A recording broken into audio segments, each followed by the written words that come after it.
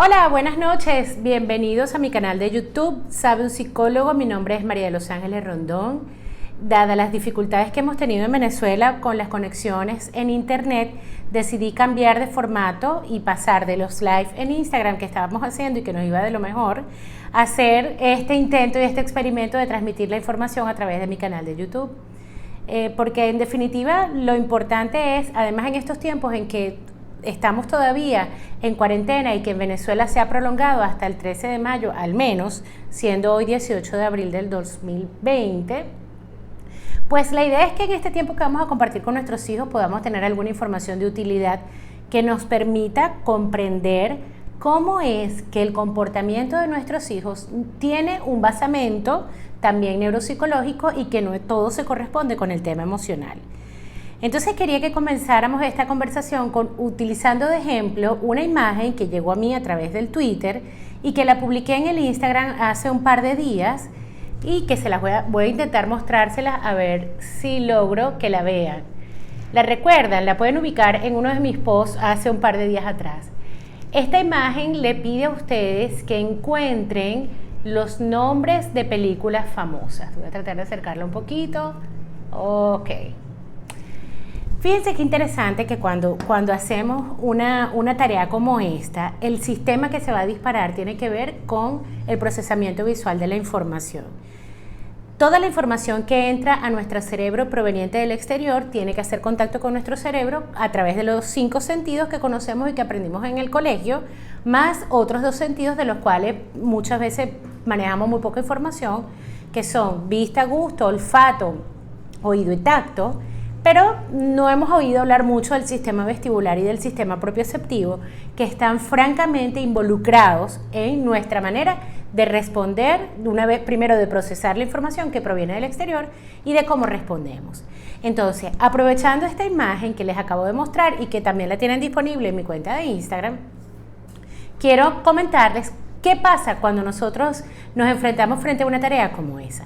Lo primero que tiene que hacer es que usted tiene que percibir visualmente, es decir, la vista es el órgano sensorial más complejo porque el procesamiento de su información es tan interesante, tiene tantas aristas, que imagínense ustedes que lo primero que hacemos frente a esa imagen la percibimos al revés. Y el nervio óptico que transporta la información a partir de lo que usted ha percibido aquí en sus ojos a través de la retina, viaja a través del nervio óptico e interpreta lo que ha visto en el lóbulo occipital del cerebro. Allí tenemos sensores de dimensión, es decir, de tamaño, colores, movimiento, profundidad, forma, que harán que usted decida y además percibiendo figura-fondo, ¿qué es lo primero que le va a llamar la atención de esa imagen que les mostraba antes sobre las películas? ¿Okay? Que es una categoría específica. Una vez que percibimos esa información que hace un trayecto bastante grande desde la parte delantera del cerebro hasta interpretarse en el lóbulo occipital, por supuesto tenemos que darle significado, tenemos que interpretarla, darle una relevancia o significado, para después emitir una conducta que al final será lo que ustedes respondieron en la imagen del Instagram, cuáles fueron las películas que percibieron allí. Pero además hay una cantidad de componentes que harán más interesante esta conversación. Percibes, ves la imagen, los colores, interesante cómo no a todo el mundo le llama la atención la misma figura. Comentándolo con mi esposo y con la respuesta que recibí en el Instagram, yo lo primero que vi fue La La Land, aunque no tendría que decir que es de mis películas favoritas, pero hubo otras personas que se fueron hacia el fondo, que vieron adelante, que llamaron la atención, y eso hace una diferencia entre nosotros como seres humanos de cómo vamos percibiendo la información. Lo segundo que tenemos que hacer es prestar atención y olvidar los otros estímulos que están entrando simultáneamente a nuestro cerebro a través, por ejemplo, del oído, que en este instante ustedes lo están percibiendo una imagen, están escuchando y adicionalmente sigue entrando información a su cerebro, por ejemplo, a través del tacto asociada con la temperatura y con su postura corporal que vamos a ver más adelante. Una vez que prestamos atención, la memoria de trabajo, que es una función ejecutiva, irá a la memoria a largo plazo, que es donde almacenamos la información. Imagínense que ese gran archivo, e inclusive hay estudios que dicen que nuestra memoria a largo plazo tiene la misma capacidad para almacenar información como lo tiene la página de Yahoo.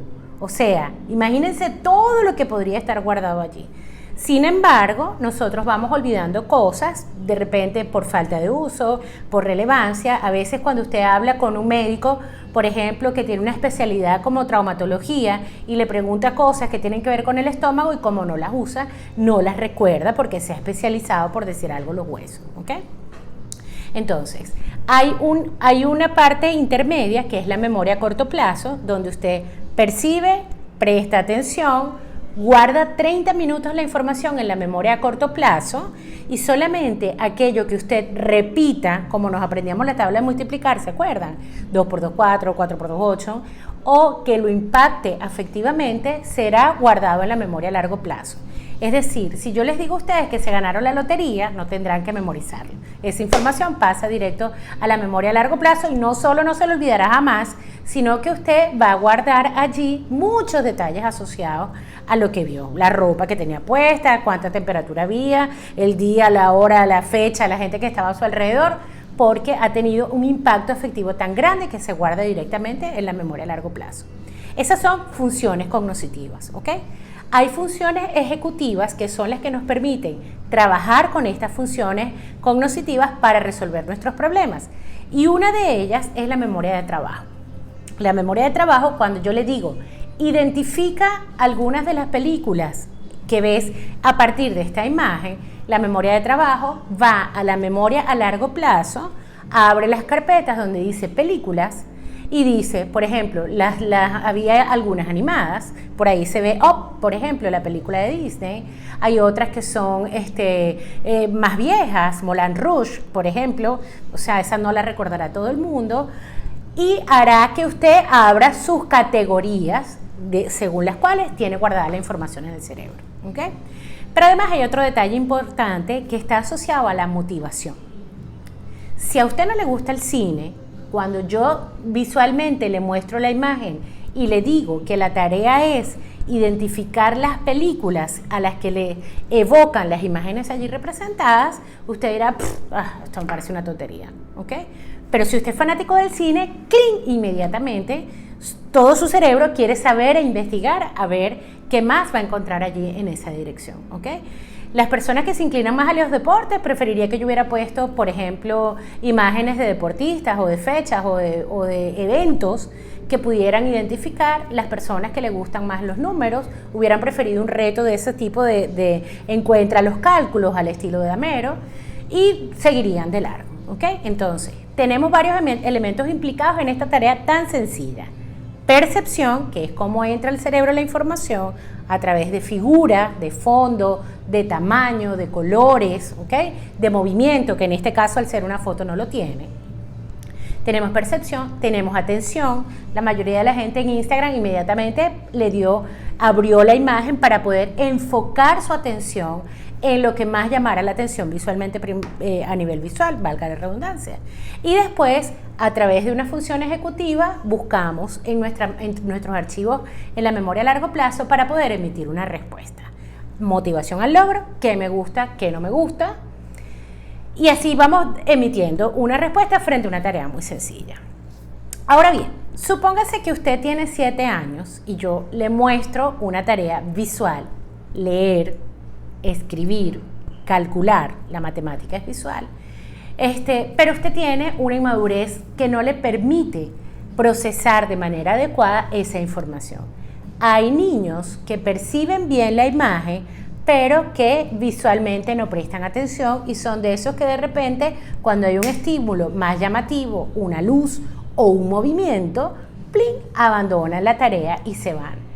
Hay niños que no guardan en la memoria a corto plazo de una manera eficiente o que no la guardan en la memoria a largo plazo de una manera eficiente por presentar inmadurez dentro de este estilo de procesamiento de información o que en la memoria de trabajo no funcione de una manera efectiva, sino que cuando va a abrir el archivo dice para ver qué es lo que estaba buscando, o que en la memoria a largo plazo los archivos estén tirados ahí todos, como decirles, gente del pasado, y no estén organizados por carpetas, como guardamos la información en el archivo de la computadora, ¿ok?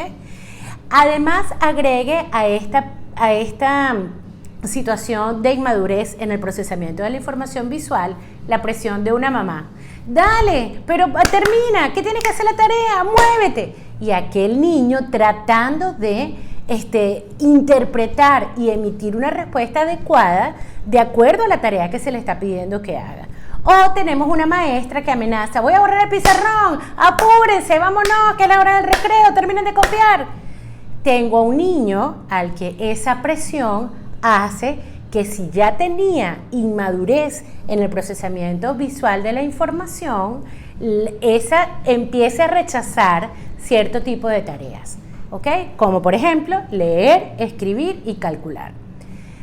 Agreguemos un elemento adicional a todo esto, edad cronológica, ¿ok?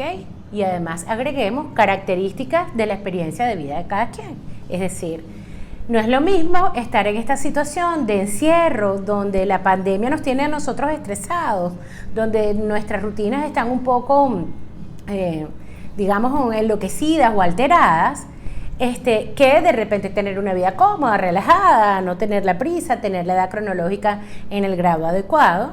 Y entonces vamos a ver cómo hay niños que no terminan de consolidar cierto tipo de aprendizajes porque su inmadurez en el procesamiento visual de la información no hace que esos grafemas, que son las letras, terminen de quedar, o los números, terminen de quedar anclados en el cerebro, asociados a otra cosa que vamos a ver, que es el procesamiento auditivo de la información, ¿ok? Los niños con inmadurez en el procesamiento visual pueden tener dificultades en la consolidación de la lectura, la escritura, el cálculo, ¿ok? Suelen ser niños que tienden a portarse bien, pero que cuando les toca manejar y anclar toda esa información visual se enredan un poco, pero no son los niños que dan problemas en el salón, ¿ok? Agreguen a esto, y esto sí quiero dejarlo bien claro, que toda esta información que yo les estoy transmitiendo no tiene el objetivo de decir, ay, bueno, no importa, que aprenda a leer, más nunca, whatever. Porcito, el niño tiene inmadurez, María Los Ángeles le dijo que tiene inmadurez en el procesamiento visual de la información y que nada, que lo dejen tranquilo. No, nunca escucharán eso de mí, ¿ok? El hecho de que yo quiera transmitir toda esta información es para que ustedes aprendan y desde la empatía puedan entender que sus niñitos no están comportándose de esta manera porque tienen el objetivo en la vida de fastidiarlos a ustedes y de hacerles la vida amargada o miserable, ¿ok? Sino que hay cosas que pasan en su cerebro sobre las cuales ellos no tienen el control voluntario, porque recordemos que en nuestra etapa escolar nosotros no hacemos lo que nos provoca. Mientras yo adulto, mientras estoy viendo el Instagram, puedo decir, esto no lo voy a ver, esto me da flojera, me da fastidio, a mí esto no me gusta. Pero el niñito tiene que cumplir con algunos objetivos. La idea no es flexibilizar las normas y el colegio para que cada quien viva la vida loca, jamás. La idea es que desde la comprensión yo entienda que tengo que hacer mayor cantidad de estimulación a estas áreas del cerebro que de repente no me están procesando adecuadamente la información. Los niños con inmadurez visual, obviamente, usted le presenta una tarea como esta y no le gusta. No, porque yo, imagínate tú que te oye, mamá, maestra, ¿hasta cuándo? Porque saben que hay algunas cosas donde van a cometer errores y cuyas respuestas serán incorrectas. Entonces, desde la empatía, yo puedo insistir en la estimulación de esa área visual.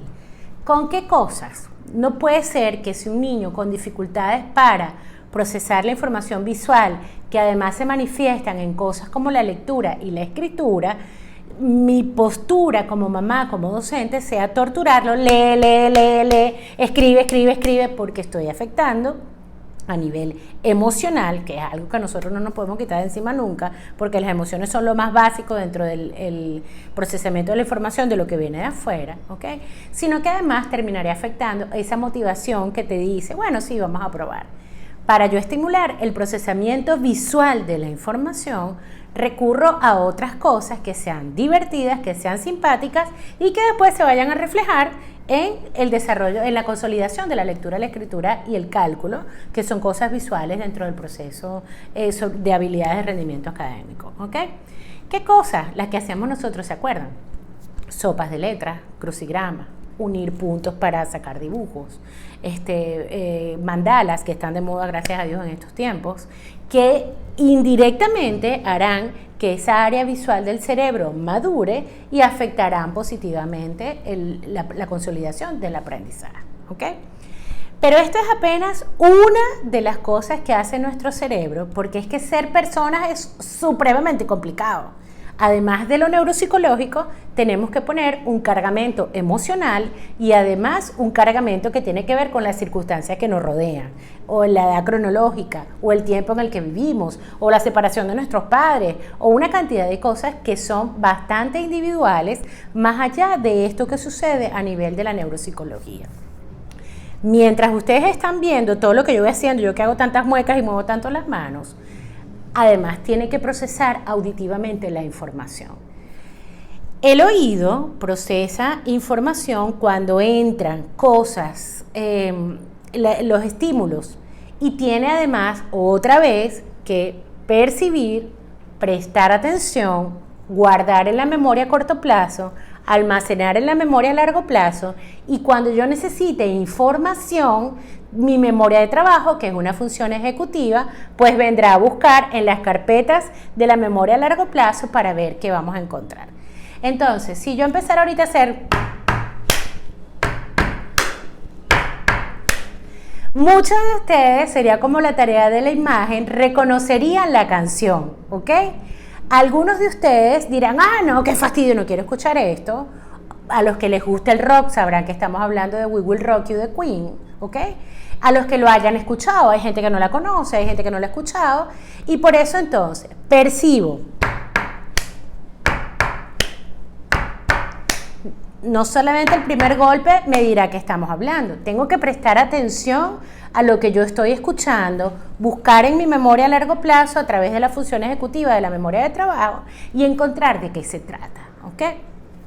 Cuando un niño no procesa adecuadamente la información auditiva, es el que más da problemas, entre comillas, tanto en el colegio como en la casa. Estos niños vienen al consultorio porque no hacen caso, es decir, son los niños que cuando la maestra le habla, María Los Ángeles, siéntate porque no sé qué más, el procesamiento auditivo de la información toma milésimas de segundo, ¿ok? Entonces, cuando usted empieza con la cantaleta, mira María Los Ángeles, ¿cómo es posible que tú? Eso entra, se pierde a veces en el cerebro tratando de darle significado para emitir la respuesta que usted le está solicitando, ¿ok? Y entonces, el niño perdido y usted tratando de que lo obedezca agregando palabras. Pero ¿qué? Este niño tiende a ser del que se porta mal en el salón porque realmente a través de la palabra es como nosotros nos comunicamos mayormente. Papás que tienen al niño viendo televisión, es decir, que está súper concentrado, no solamente en la imagen, sino en lo que está entrando a través de los oídos, ¿ok? Y mami está por decir algo en la cocina y está allá, María Los Ángeles, vaya a bañarse, María Los Ángeles, ponte la pijama. Esa información entró al cerebro, dio un poco de vuelta, se perdió, desapareció, porque o bien no hubo atención, a veces hay problemas inclusive de percepción, donde la hiposensibilidad hace que el niño no esté escuchando desde lejos, ¿ok? Y a veces la hipersensibilidad hace que cuando usted habla muy fuerte, el niño inmediatamente se bloquea como un mecanismo de defensa, y los niños hipersensibles a nivel auditivo son de esos niños que le tienen temor al ruido fuerte, licuadora, cohetes, explosiones de globo, que no le gustan esos bochinches donde la gente está cantando cumpleaños, ese tipo de situaciones, porque su sensibilidad frente a los estímulos que provienen del exterior y que entran a través del oído está aumentada, ¿ok? Entonces, estos son los niños que me traen al consultorio porque son desobedientes. Cuando nosotros tenemos en casa a un niño con problemas de madurez para procesar la información auditiva, lo mejor que usted puede hacer es llamarlo para que se presente ante usted. Y cuando llegue su hijo, dependiendo de la edad que tenga, 5, 7 años, porque a los 12, a los 13 no deberíamos manejarlo de esa manera, pero usted lo llama, María de Los Ángeles, ven acá, ¿qué pasó? Ven acá. Si usted no solicita que el niño apague el televisor para que pueda enfocar la atención, muy probablemente el niño va a seguir atento a lo que estaba sucediendo en algo que desde la motivación le agrada más el televisor a que su mamá lo llame y lo vaya a mandar a hacer una cosa que seguramente preferiría posponer, ¿ok? Entonces, una vez que usted llame a este niño para darle algunas instrucciones, hay varias cosas que tiene que tomar en cuenta. Uno, utilice anclas visuales. María de Los Ángeles, quítate la ropa, métete a bañar y ponte la pijama. Esto permite que el niño sepa que eran 3 tareas que debe hacer y usted puede valerse de otros recursos como dibujos, pizarras en casa y en el colegio. Yo siempre recomiendo que en el escritorio del niño hayan algunas recomendaciones escritas, sobre todo de aquellas tareas que son cotidianas, como por ejemplo revisar que hayas recogido todos tus útiles o qué sé yo, lo que la maestra esté más necesitando mayormente del comportamiento del niño, sin decir que las etiquetas en este punto son absolutamente innecesarias e irrelevantes, porque no hay forma que el niño tenga control, no es intencional. No, los niños no se paran pensando vamos a ver qué voy a hacer yo hoy para fregar la vida de mi mamá o a la maestra. No hacen eso.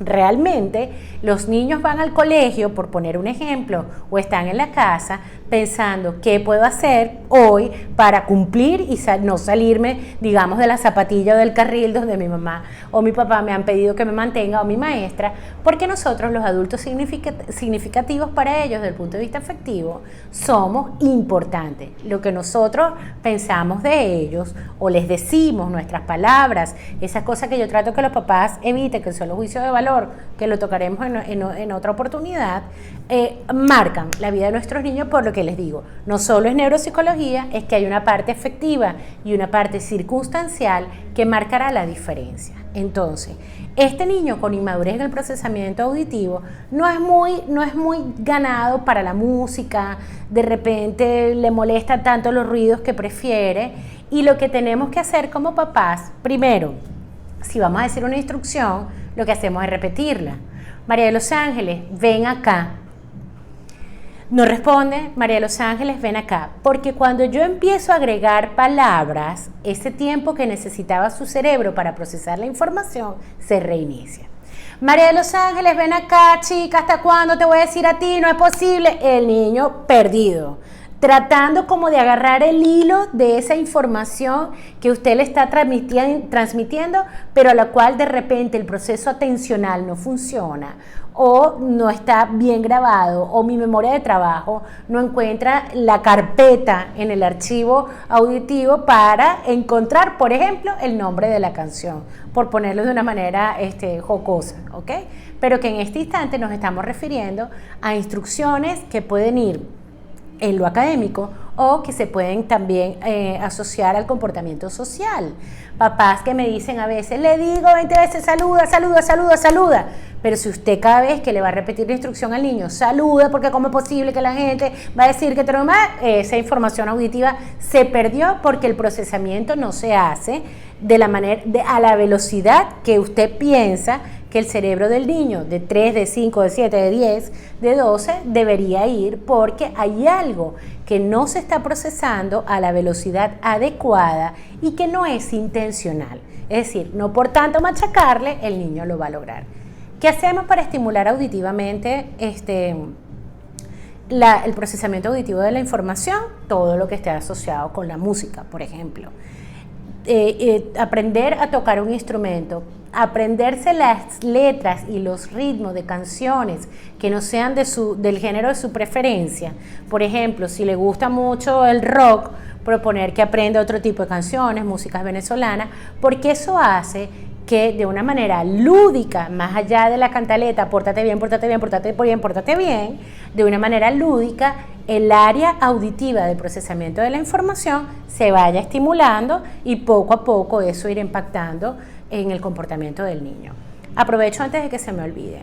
El cerebro de un niño no funciona de manera adecuada a menos que duerma lo que tiene que dormir.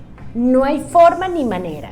No hay especialista que pueda, no hay psicólogo, no hay psicopedagogo, no hay terapista de lenguaje, que es una de las áreas sensibles cuando hay inmadurez en el procesamiento auditivo, tiene que ver con el lenguaje, que además es la función reina y más sofisticada a nivel cognitivo de las personas, ¿ok? Porque precisamente es lo que nos ha hecho evolucionar como especie, ¿ok? La capacidad para comunicarnos a través del lenguaje. Y la memoria se nutre del lenguaje. Nosotros guardamos mayormente en palabras y por eso es que no recordamos muchas veces los 3 primeros años de vida, porque antes de que se consolide el lenguaje es muy difícil almacenar información en la memoria a largo plazo más allá de esa afectiva. Es decir, si en los 3 primeros años de vida pasan cosas que a usted lo impactan, seguramente eso va como una especie de foto guardado a su memoria a largo plazo. Y la memoria de trabajo será capaz de recuperarlo. ¿Okay? Entonces, si un niño no duerme, señores, no gasten los reales llevándolo para los psicólogos. Se los he dicho en otras oportunidades. El dormir es probablemente la función fisiológica más importante. Y el ser humano es el único animal que la sabotea intencionalmente.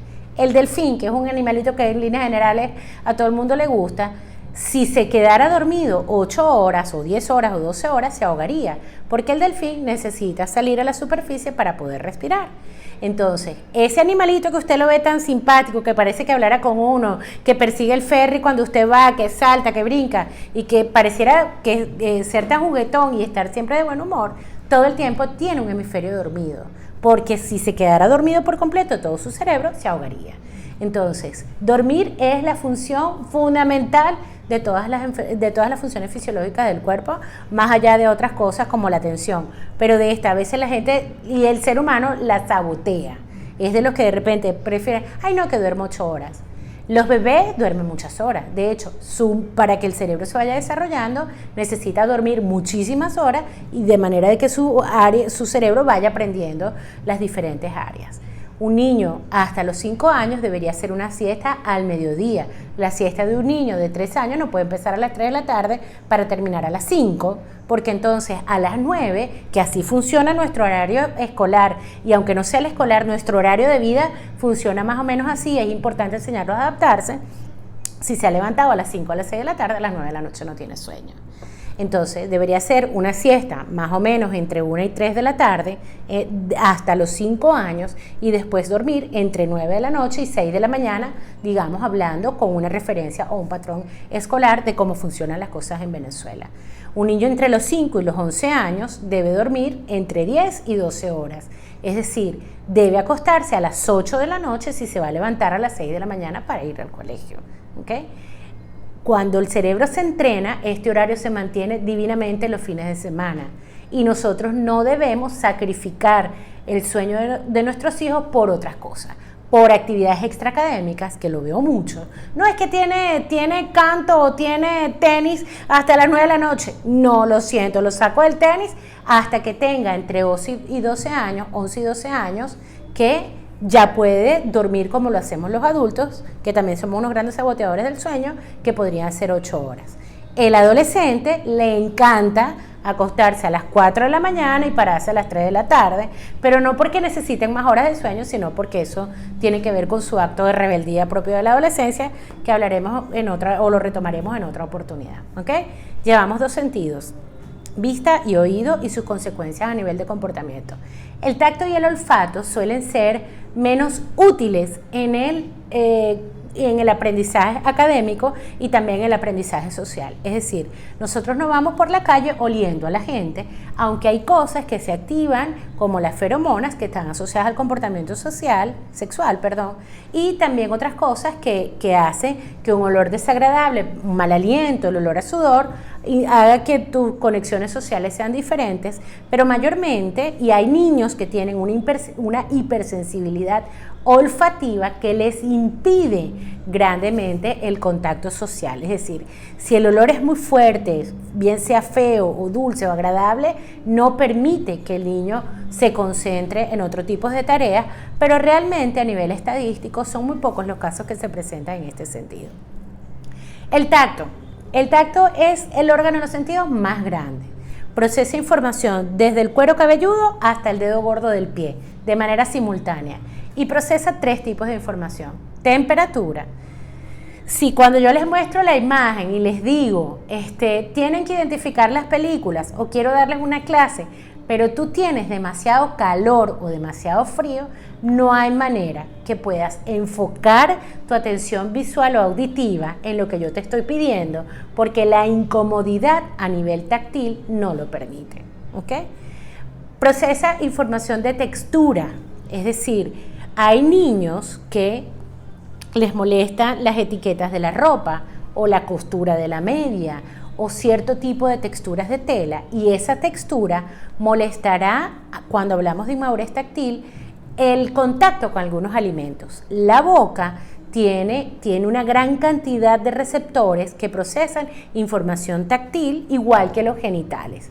Hay niños con inmadurez táctil, sobre todo los que son hipersensibles y también los hiposensibles, que tienen comportamientos que muchas veces los padres los asocian con masturbación porque tocan mucho sus genitales, y que en este caso no se trata exactamente de eso porque no hay desarrollo hormonal como para hablar de que el niño se estimula para lograr un orgasmo, sino que los genitales es el área más sensible del cuerpo, y cuando hay esta inmadurez táctil tiende a estimularse desde allí. Cuando eso ocurre, empleen técnicas distractoras y consulten a un terapista ocupacional, que es el especialista en ayudarnos a identificar la inmadurez táctil y a tratarla, sobre todo aquellos que tienen una especialización en el área sensorial. ¿Ok? Y la otra información que maneja el tacto es el dolor. Y ahí empieza Cristo a padecer, porque ahí sí es verdad que se nos enreda todo. Imagínense ustedes un niño hipersensible al dolor. Es decir, cortarle las uñas les duele. Cortarles el cabello o desenredarles el cabello les duele. Los abrazos los asustan y los intimidan porque no están seguros si les van a doler. Los besos en el cachete se los limpian porque la sensación de humedad les desagrada tanto que tienen que limpiárselo. Estos niños con hipersensibilidad a nivel de procesamiento táctil de la información tienden a ser muy ansiosos. Son esos niños que llegan a consulta porque son nerviosos, calificativo que utilizan los papás, entre otras cosas porque no manejan información. Y además, porque esto sucede porque no saben, o sea, se encuentran como a la defensiva con respecto al entorno porque no están seguros si eso les va a doler. ¿Ok? Entonces, si los papás refuerzan este comportamiento ansioso, que lo veo muchísimo, que te dicen, es que como no le gusta que lo abracen, yo no dejo que lo abrace nadie. Yo no puedo hacer del todo eso, por supuesto, teniendo en cuenta cosas como que quién lo va a abrazar, pero si lo va a abrazar una abuela, le va a dar beso a la abuela, a alguien confiable, pues tenemos que enseñarlo a ir tolerando el contacto físico para que el tacto madure, manteniendo todas las medidas de seguridad, ¿ok?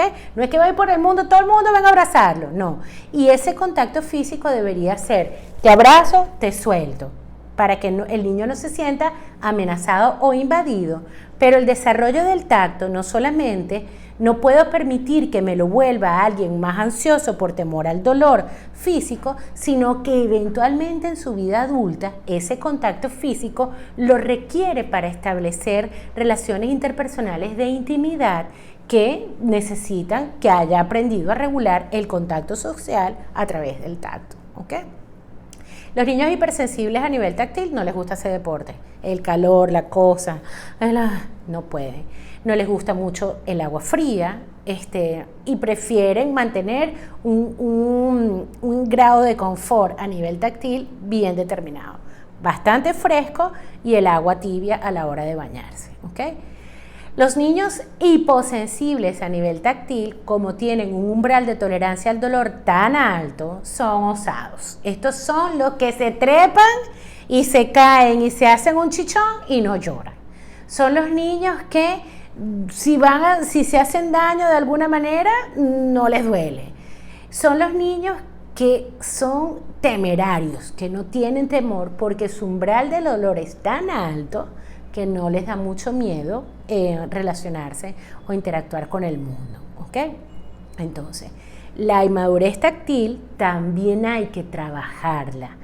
Hay técnicas como estos niños, por ejemplo, no les gustan las cremas, los patuques, las cosas, pero darles un masaje a nivel corporal con cremas para el cuerpo que sean bien, de esas que no son espesas, sino que son bastante diluidas, lo ayuda.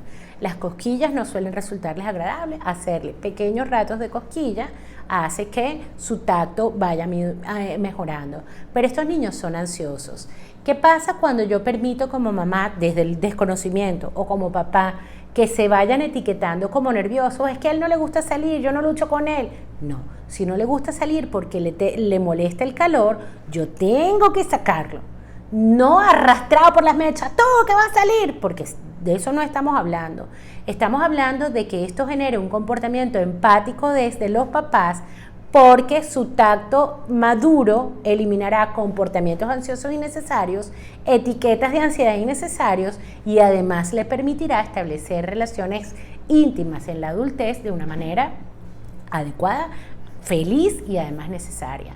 Tengo que sacarlo, exponerlo a sudar por unos pocos minutos y después resguardarlo, darle una toallita húmeda para que se refresque, darle un poco de agua, salpicarle con un rociador y volverlo a exponer. Pero no puedo solamente dejarme llevar por ese comportamiento para aislarlo y que como vaya viniendo vamos viendo. Los niños con inmadurez táctil del tipo hipersensible son particularmente adictos a la tecnología. La tecnología no estimula ninguno de los órganos sensoriales.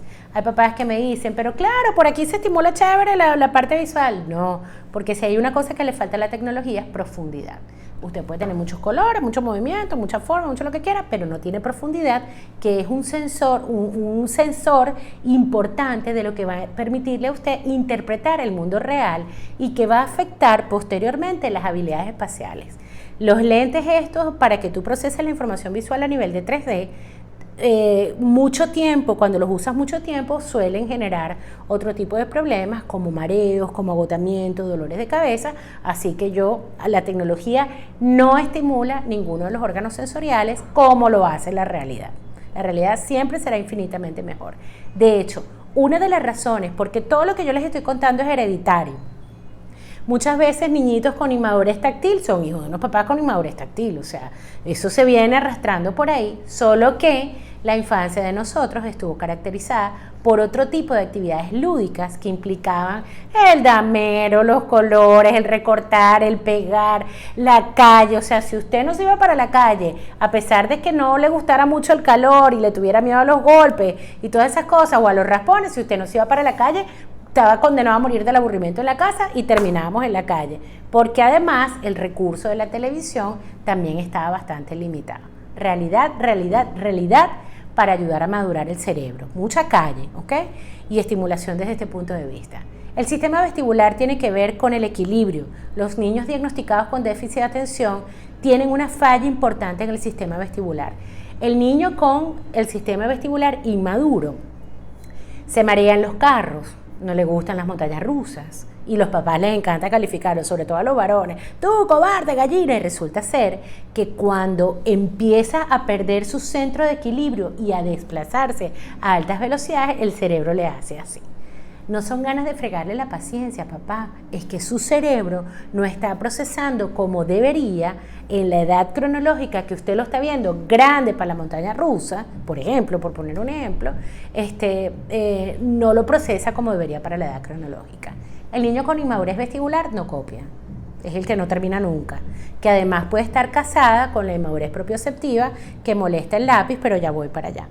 Para usted copiar de la pizarra, usted tiene que perder el equilibrio momentáneamente muchas veces. Es decir, leíste aquí en la pizarra, la casa es grande y verde.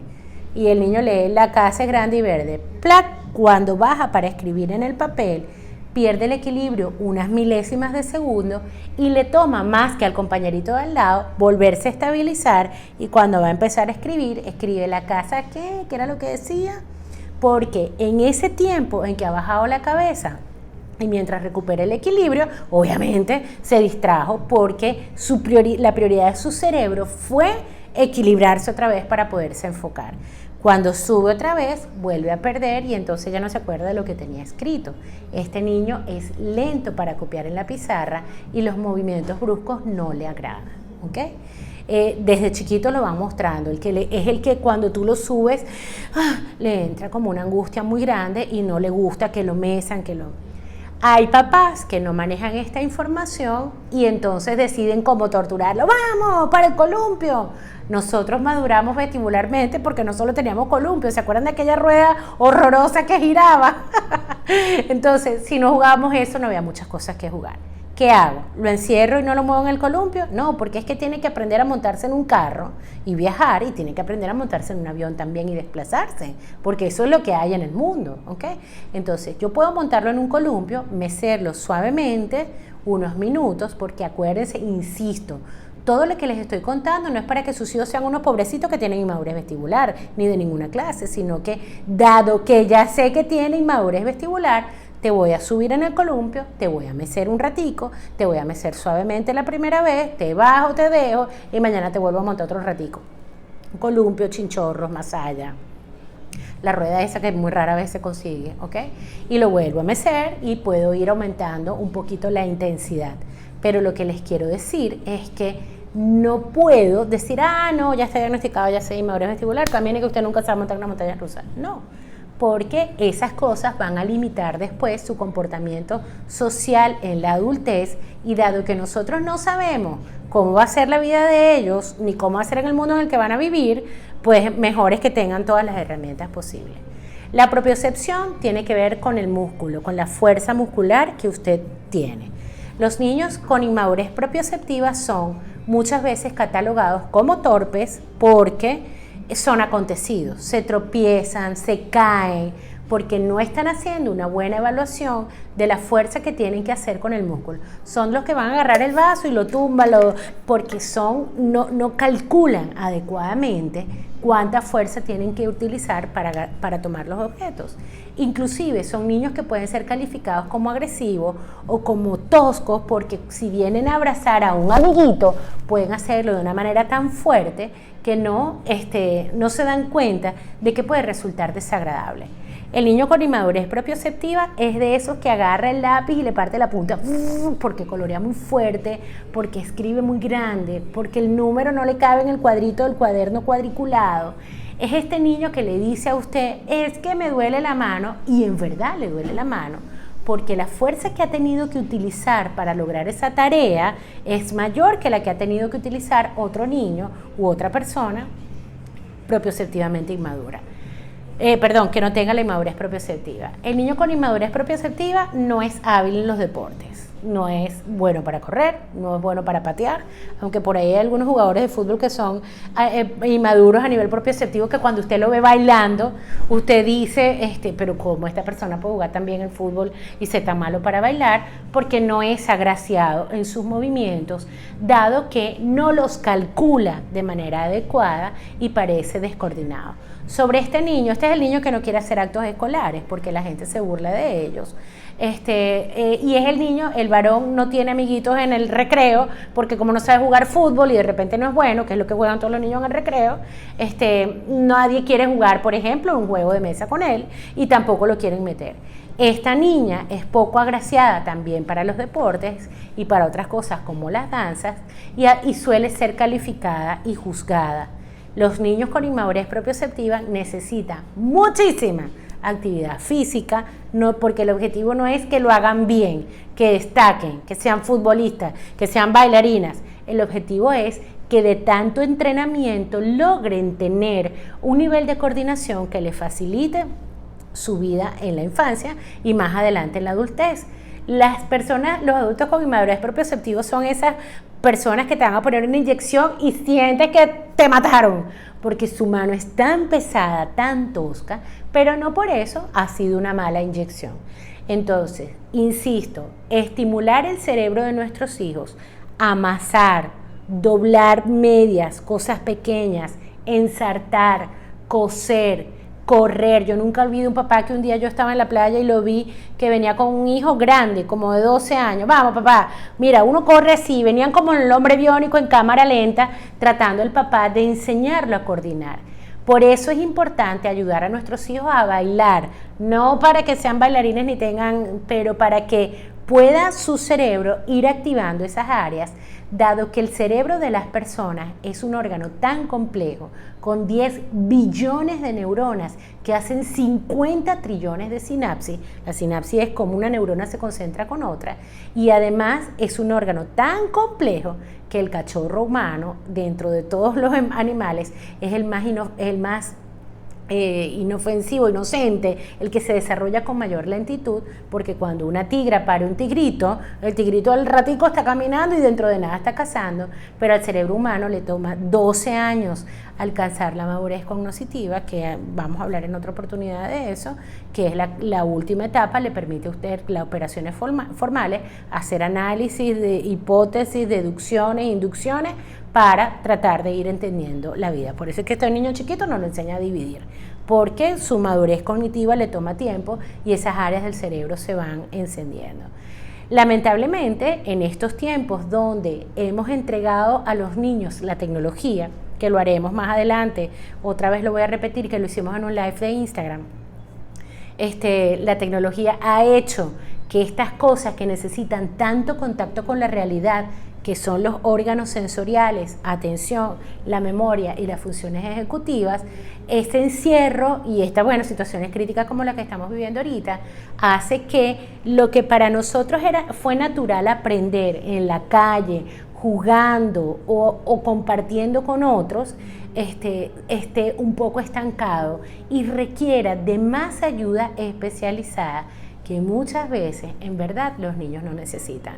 Por eso es que yo a mis pacientes les hago siempre una evaluación neuropsicológica que me va a decir si el problema es perceptivo, es de atención, si es visual, si es auditivo, si es táctil, si es la memoria, si son las funciones ejecutivas, porque eso le permite a los papás precisar la atención en la casa y comprender que su hijo no se porta de determinada manera solo porque usted trabaja todo el día.